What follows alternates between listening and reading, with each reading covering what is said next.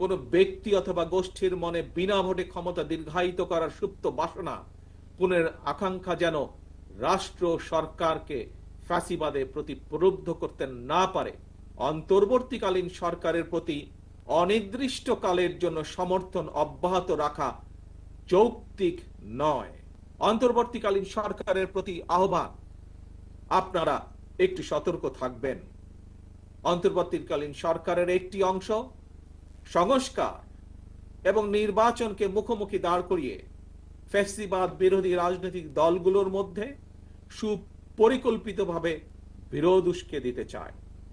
গণতান্ত্রিক আমি জনগণের মনে এ ধরনের বিশ্বাস জন্ম দিতে শুরু করেছে। তাদের কাছে আমাদের আহ্বান, স্বল্প মেয়াদী এবং দীর্ঘমেয়াদী সংস্কার প্রস্তাবনা প্রণয়ন করুন। কোন রাজনৈতিক দলের আপত্তি নেই, তবে পাশাপাশি প্রয়োজনীয় সংস্কার সম্পন্ন করে আইন শৃঙ্খলা বাহিনী, বিচার বিভাগ এবং নির্বাচন কমিশনকে প্রস্তুত করুন। সুনির্দিষ্টভাবে আগামী জাতীয় নির্বাচনের রূপরেখা ঘোষণা করুন।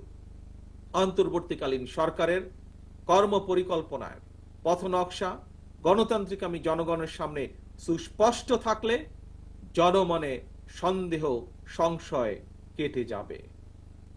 প্রিয় দেশবাসী, ফ্যাসিবাদ মুক্ত বাংলাদেশে জনগণের ভোটে জনগণের কাছে জবাবদিহিমূলক সরকার প্রতিষ্ঠার জন্যই বিএনপি সহ বাংলাদেশের গণতান্ত্রিক রাজনৈতিক দলগুলো অন্তর্বর্তীকালীন সরকারকে নিঃশর্ত সমর্থন দেওয়া অব্যাহত রেখেছে।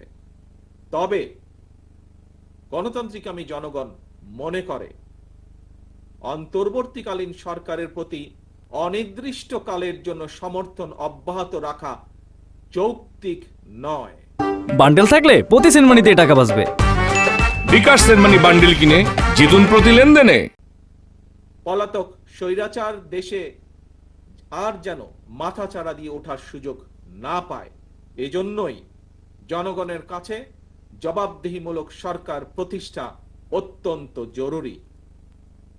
ফ্যাসিস্ট কিংবা স্বৈরাচার হওয়ার মন্ত্র দেশের সংবিধান কিংবা দেশের আইনে লেখা থাকে না, বরং সংবিধান বা আইন না মানার কারণেই ফ্যাসিবাদের জন্ম হয়।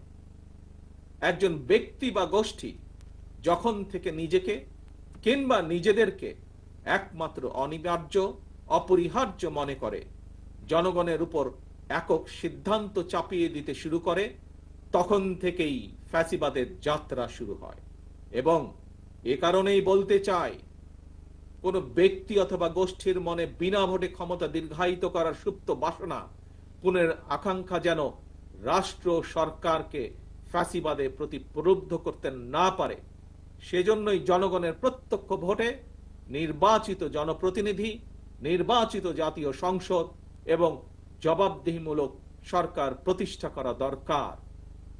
নিয়মিত গণতান্ত্রিক চর্চার মধ্যে দিয়ে দেশে মানুষের অধিকার সুরক্ষিত হয়ে উঠে রাষ্ট্র রাজনীতিতে গণতন্ত্র প্রাতিষ্ঠানিক ভিত্তি পায়।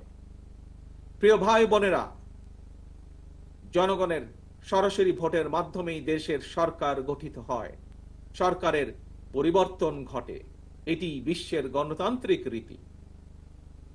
তবে রাষ্ট্র স্বৈরাচার কিংবা ফ্যাসিবাদের কবলে পতিত হলে গণবিপ্লব কিংবা গণ অভ্যুত্থানের মাধ্যমেও ফ্যাসিবাদী সরকারের পরিবর্তন হয়। তত্ত্বাবধায়ক কিংবা অন্তর্বর্তীকালীন সরকার গঠিত হয়। এ ধরনের বিশেষ পরিস্থিতির সরকার অবৈধ নয়, তবে এ ধরনের বিশেষ পরিস্থিতির সরকার কখনোই জনগণের সরাসরি ভোটে নির্বাচিত সরকারের বিকল্প নয় এবং বিকল্প হতে পারে না। প্রিয় দেশবাসী, এবার আরো একটি গুরুত্বপূর্ণ বিষয়ের দিকে আপনাদের দৃষ্টি আকর্ষণ করতে চাই।